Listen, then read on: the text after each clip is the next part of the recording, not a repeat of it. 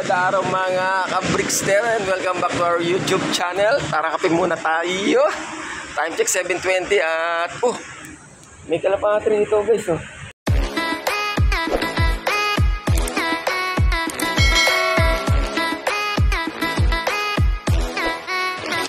Araw ng linggo guys, at nagload nga tayo kagabi dyan sa loading station dyan, banda dyan kina Boss Carlo Cortez, yung kita ni Gochi, banda dyan sa Gumaok area.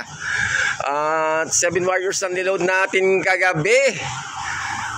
Meron na ng second lap ng YB Pan Race at first lap ng OB San Quintin Pangasinan ng release point. Meron 133 point something kilometers ang loop distance from the release point. At dito sa loop natin, at ito guys, meron na tayong dumating.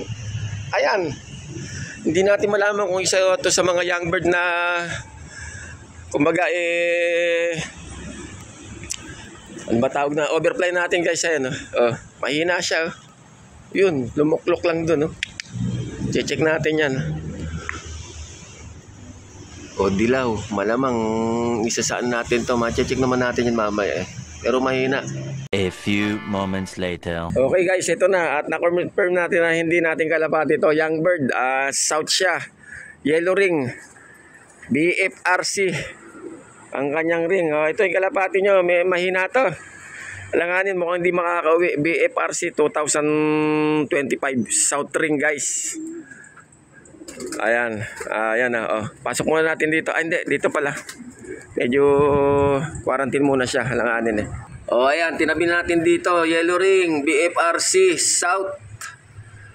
Yan, ang laro niya, guys, 2025. Mahina siya, kaya pakainin mo natin at saka painumin. Tignan natin kung kakayanin niya at lalakas, guys. Tapos i-release natin.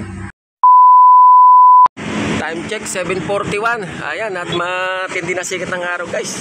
Sakit na sa balat. At mamaya papawian natin. Mayroon nga palang 800 minimum speed ang palaro ng Pan Race 1 at saka Pan Race 2 ng NBFCB. A few moments later. May first bird na tayo. Naku, hindi natin naisali to. Ito, patulin to Pawian na pala. Pinag-isipan natin isali to kaso kapos tayo sa budget Patulin, anak ni Stapi at saka Janus Meanwhile, ito na second bird natin guys. Ito, kasali to sa FR. Ayan, naka MMFC. Okay. Guys, time check 8:38 at hindi na nga tayo nakapag-live. At hindi ko na ma-expected na pawian maaga-aga pala. Ayan, nasa 1,050 pa yung ano natin. Yung naka MMFC hen. Yung isa natin sayang, MMFC rin yun. Na ring, kaso hindi natin isinali. Tatlo lang sinali natin. Ito matulin. Ang loko, sayang. Anak ni Stapi tsaka Janus bumibira na ngayon 5 minutes later. Meron na tayong dropper. Ano ba to? Black check ba to? Hindi, yung ano natin, young bird natin. Sinali natin yan sa FR guys. Kaklak na natin. A few moments later. Okay guys, ito pa. Meron tayo rito Ayun na, pasok. Apat na. Ito yatang isa kasali yata to sa old bird. Pasok. Ito blue bar kasali to. Yan. Pasok. Ayan naka-sticker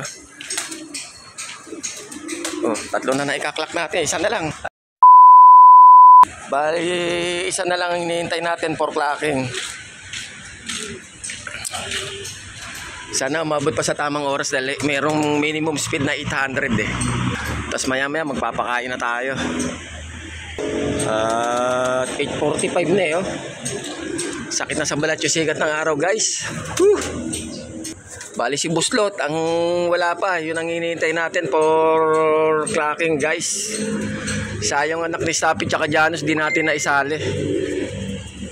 At kinapos tayo sa budget natin kagabi. Hindi pwedeng itodo lahat ng ano natin sa pagkakalapate. Kailangan nasa tamang budgeting din guys. Iba'y sa pagkakalapate, iba'y sa pamilya natin, di ba? Dapat ganoon.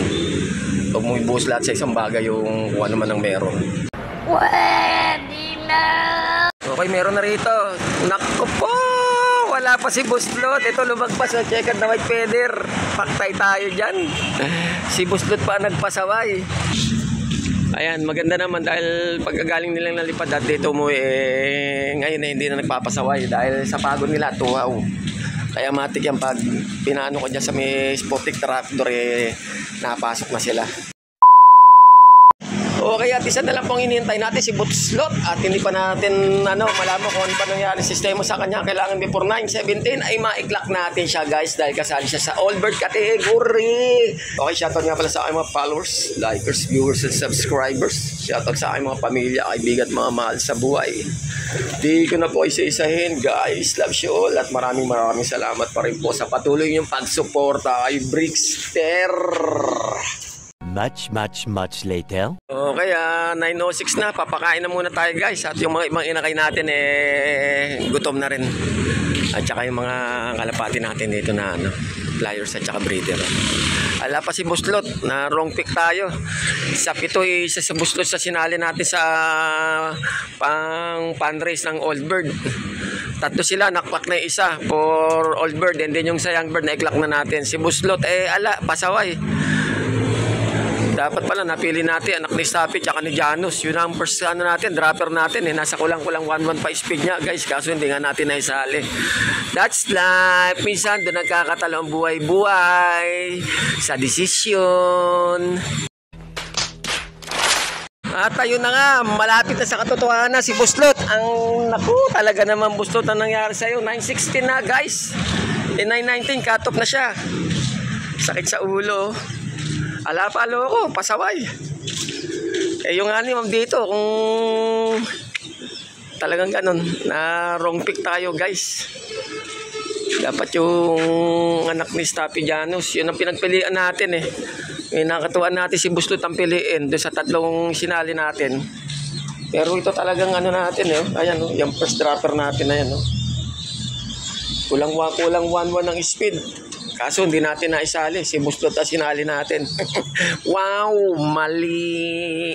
Buslot, ito ang para sa'yo. Meow, meow, meow, meow. Meow, meow, meow, meow, meow. Meow, meow, meow. Wala ka pa. Nangamultiplier si Buslot ngayong araw na to. Ano ba yan? Umuwi ka na lang. At masaya pa rin si Brickster. Para tuloy-tuloy pa rin nalipad mo, Buslot. Naghihintay pa rin kami rito sa loob. Okay guys, tinainan na nga natin ang podi. Itong log visitor natin. Medyo ako bang mukhang pagod yata to, kakalipad at hindi nga magandang datingan niya, medyo mahina yung galapate. Masyadong bata, baka natangay lang to sa sa raging at nahiwalay nga, naisama sa ibang grupo, kaya ayun, naligaw na nga. Pero kung mapalakas ko to within 2 days o kahit bukas lang, pakakawalan na natin to. Para kung sakali baka makalala pa sa master niya. Ayan, may inumin na rin siya dyan. Magpalakas ka dyan, boy! Talaga naman, minsan talagang ganun, ayaw nating maligaw, pero sa mga maling desisyon, napupunta tayo sa kawalan. Paano masabi? Dito nga pala guys ay bad news. Pag-check ko rito kanina, dahil may mga karak na nga kahapon yung mga itlog, nakita ko yung dalawang inakay rito. Pisa na nga, kaso masyadong bata. Alanganin pa, at ayun, deads na sila. Nilagay ko na lang din doon. Meron pa rito isang itlog na natira Mukhang alanganin na rin. Mukhang hindi rin kinaya yung paglabas niya guys. Mukhang deads na rin. Parang kukuha ko lang deads na rin. Ano ba yan? Ayan na.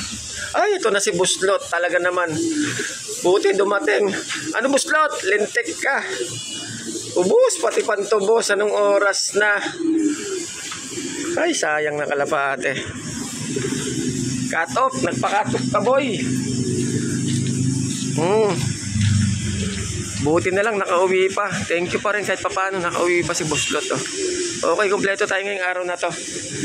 Check natin yung kapain natin bakit ganun. Maganda performance din naman yan kahit papaano Meanwhile, At ayun na nga, kompleto ang ating 7 Warriors sa liparan nila ngayong araw na to. San Quintin, Pangasinan, ang release point guys. Meron 133 point something kilometers from the release point. At dito sa loop natin, ito ang pasaway. Isa sa sinali natin sa fundraise. Old bird, anong nangyari sa iyo, Bustot? Ang ganda pa naman ng pormahan mo. Minsan hindi talaga sa pormahan ibabase yung galing ng kalapate, kundi talaga sa performance. Di totoo yan. Bola lang yan. Okay, sige po at hanggang sa muli, abangan nyo ng mga susunod na kamanata dito sa Bigster Slope Adventure TV. Paki-like, subscribe, share, comments na lang po sa aking YouTube channel at sa aking FB page. At paki-follow na rin po ako sa aking Reels. Thanks in advance mga ka-Brickster!